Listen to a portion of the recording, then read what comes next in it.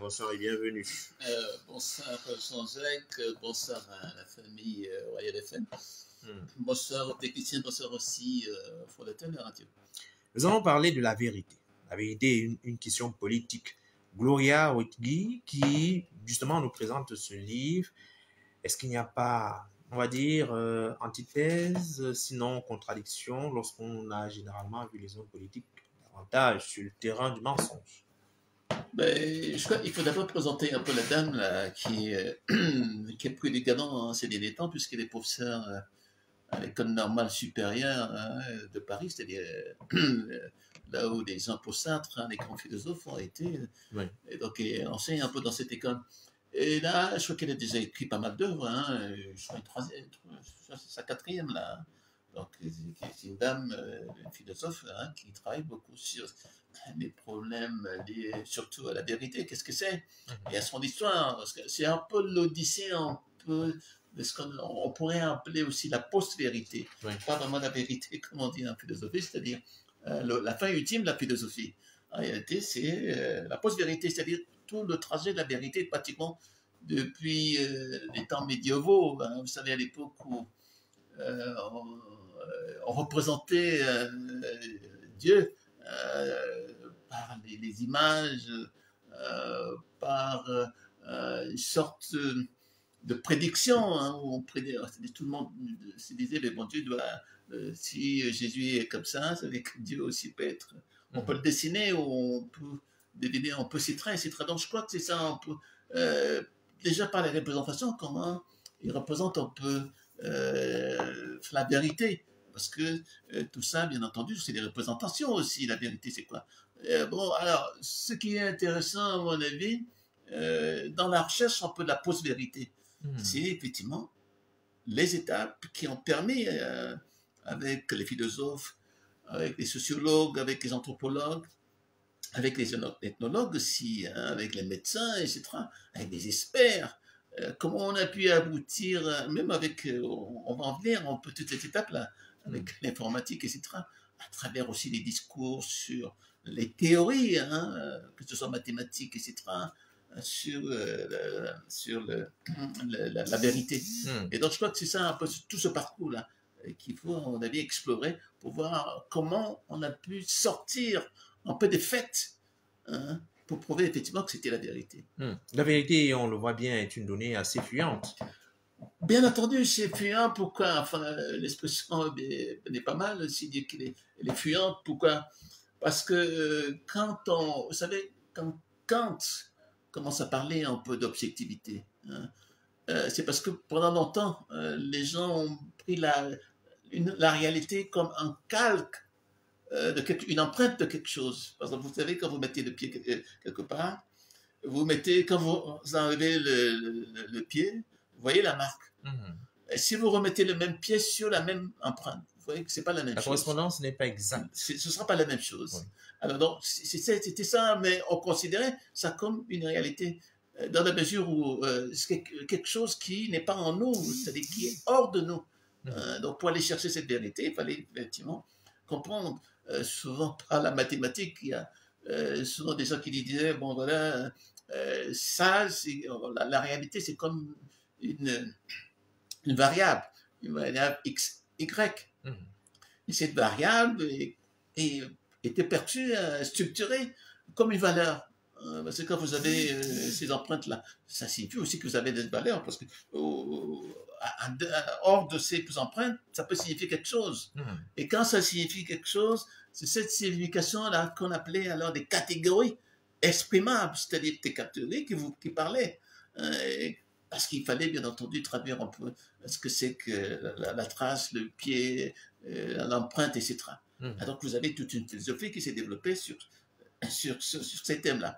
Et maintenant, il fallait maintenant, quand Kant arrive, il dit, bon voilà, moi c'est très difficile un peu de quantifier un peu tout ça, parce que c'est assez compliqué, puisque c'est mathématique. Alors il utilise une expression de l'objectivité. Maintenant, pour effectivement trouver comment dire ça, on peut dire les biais heuristiques, c'est-à-dire la fiabilité, la confiance, etc., qui permet effectivement de croire que ce qu'on dit est vrai. Hmm. Voilà donc le véritable problème un peu de la vérité. Et Alors, là, nous entrons là dans ce qu'on appelle un peu le postmodernisme. alors au niveau de la quatrième de couverture du dit ouvrage, il est indiqué ceci. Vérité et politique n'ont jamais fait bon ménage. Platon déjà reprochait aux sophistes qui enseignaient l'oratoire aux gouvernants de travestir la vérité au profit d'une multiplicité incertaine et changeante d'opinions. Le divorce a été consommé dans les siècles démocratiques, noblesse de la vérité philosophique d'un coup, d'un côté affrontement des opinions, de l'autre, mais la coupure est-elle nette? C'est quand même une question qui se pose. A-t-on traversé ce paradigme-là? Bon, le véritable problème, c'est que au siècle de Platon, vous savez, il y avait ce qu'on appelait un peu les rhéteurs, c'est-à-dire des gens qui faisaient des discours. Finalement, dans l'histoire un peu de Romaine, vous avez le fameux Catilina qui, dit-on, a sauvé la République à son discours. Et donc, le discours était important. Et dans les discours, malheureusement, on pouvait introduire n'importe quoi. C'est-à-dire, on pouvait faire la propagande. Parce que vous savez, dans le discours, vous avez la propagande. On voit des hommes politiques aujourd'hui, effectivement, qui soit font dans la manipulation des masses, à travers, bien entendu, le discours, parce qu'ils veulent que les gens adhèrent un peu à Des ce qu'ils disent. promesses qui Voilà, ne les sont promesses, pas etc. forcément tenues. Voilà, voilà. Alors, donc, c'est ça un peu, à l'époque de Platon, effectivement, où tous ces rhéteurs, là, tous ces discours contribuaient effectivement à donner un peu, à dire à Platon, non, c'est pas le discours qui est important. Ce qui est important, c'est l'âme. Vous savez, Platon était un spécialiste un peu des problèmes de l'âme, où il disait la vraie raison, c'est dans l'âme. Ce n'est pas, effectivement. Est-ce qu'on est vraiment sorti, je veux dire, on est sorti finalement de cette réalité-là en ce qui concerne les politiciens africains, camerounais en particulier? Les effets d'annonce continuent à être à l'ordre du jour, des promesses qu'on ne tient peut-être pas, des promesses pompeuses qui ne prennent pas effet plusieurs années après les élections. Ce sont encore des réalités qu'on peut côtoyer. Oui, bien entendu, vous savez, quand on part du point de vue que tout peut être considéré comme une science, même les discours, vous savez, il y a des écoles historiques aujourd'hui qui étudient le discours comme une science. À partir de ce point de vue, on peut dire que chez nous, souvent, le discours n'est pas une science chez nous, puisqu'on voit souvent des hommes politiques, la plupart, hein, dire des choses, notamment enfin, ces manipulations qu'on voit sur les points de la tribu.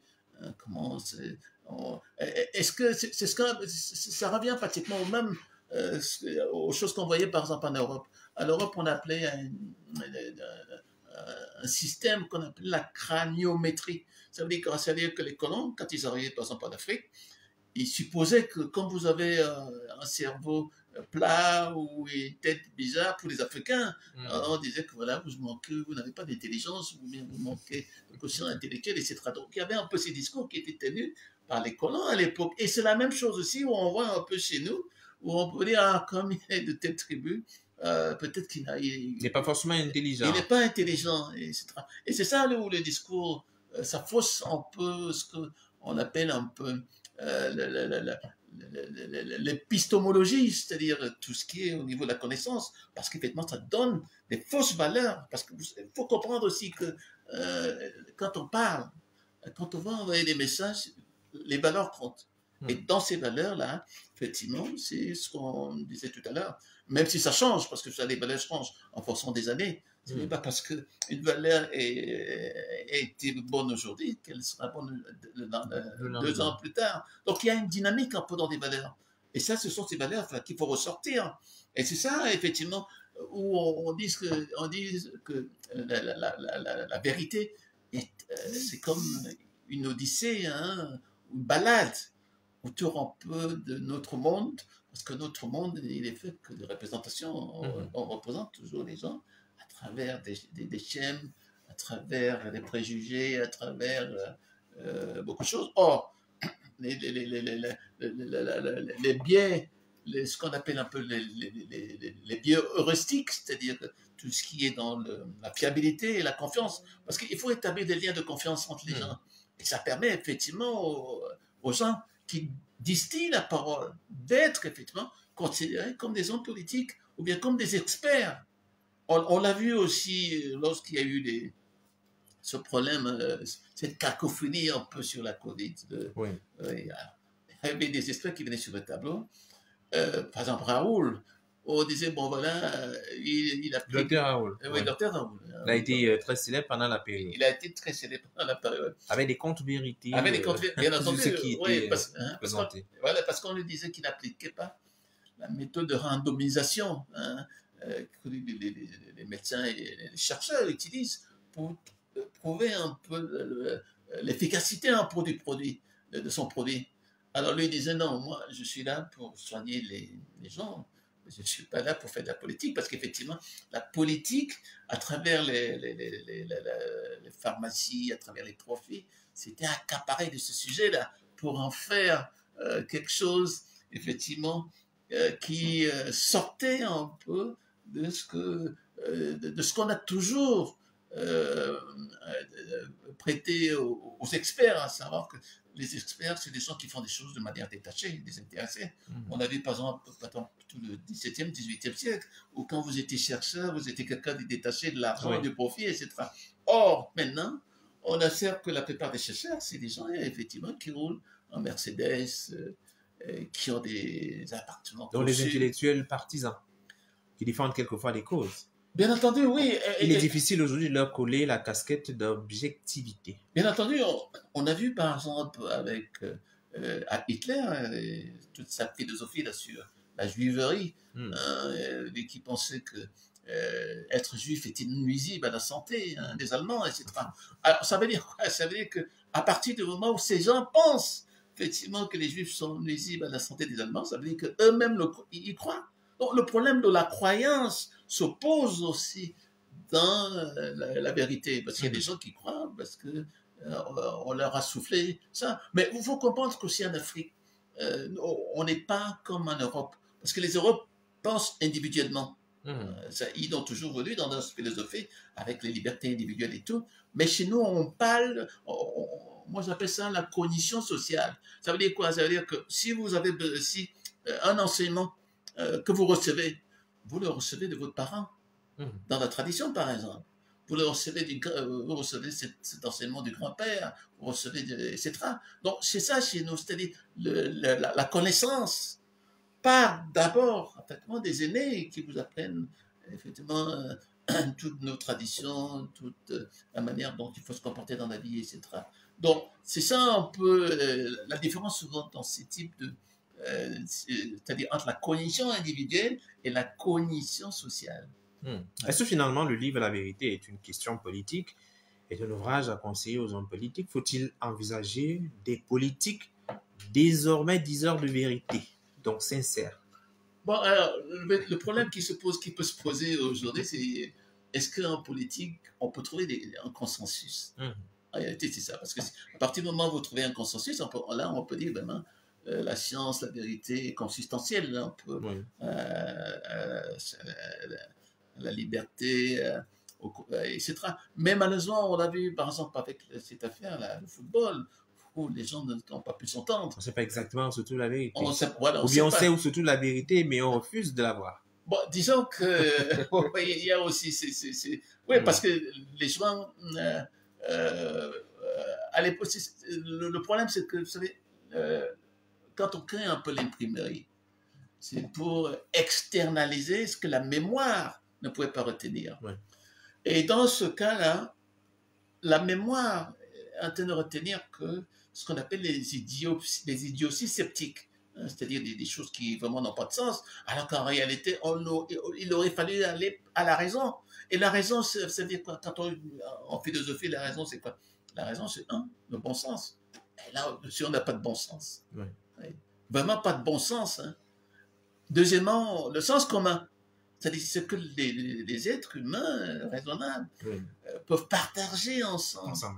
Alors malheureusement, on est dans cette situation. On a laissé le stade de la réflexion, le stade de la recherche forcément de l'intérêt commun. Tout à fait. Oui. Et oui, ce qui fait que quand on parle, là on revient un peu au problème de la cognition, ça veut dire que maintenant on a des connaissances intuitives.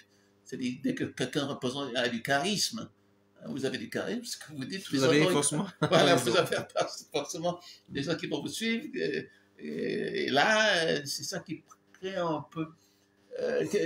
Quelle leçon il faut tirer un peu des problèmes de la vérité à travers un peu cet exemple que je viens de donner. Il parlait de plusieurs dynamiques à observer, sinon à aller lire à travers ce livre de Gloria Oiki. Donc, nécessairement, c'est un livre bon à consommer, peut-être pour, je vais dire, très bon à consommer pour le week-end. Oui, oui, bon, oui, c'est un très bon livre. Moi, j'ai trouvé beaucoup de plaisir un peu à lire ce livre.